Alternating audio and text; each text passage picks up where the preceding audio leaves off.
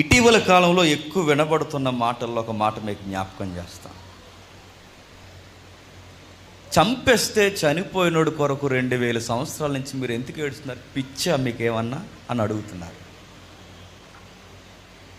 ఒక దేవుడు అని అంటారు. ఆ దేవుడు అన్నవాడు దీనుడిగా వచ్చాడంటారా? ఆ వచ్చిన వాడు ఎవడో కొడుతుంటే మౌనంగా నిలబడ్డాడట. 3 మేకులు వేశారట. ఆ మేకులు ఆయన తీసుకోలేకపోయాడట. దీనికి ఒక ఫిలాసఫీ, దీనికి ఒక రిలీజన్, దీనికి ఒక వక్త, దీనికి ఒక ప్రసంగం, దీని మీద సదస్సులు, దీని మీద ఆర్గ్యుమెంట్లు. పిచ్చిపట్టిందిరా మీకు అన్నారు. ఈరోజు అలాంటి మాటలు మాట్లాడుతున్నారు బయట. దానికి డిఫెన్స్ ఇవ్వలేక మన వాళ్ళు ఏమంటున్నారంట, శాపగ్రస్తుడా అంటున్నారు. పోతావరా రే, త్వరలో పోతావు అంటున్నారు. అదా అని అడుగుతున్నాను. ఎవడో అడిగాడు, వాడు అడుగుతున్నది కొంచెం లాజిక్కే. 3 మేకులు ఆయన ఎందుకు తీయలేకపోయాడు? ఆయన మానవుల చేతుల్లో దేవుడు చనిపోవడం ఏంటి?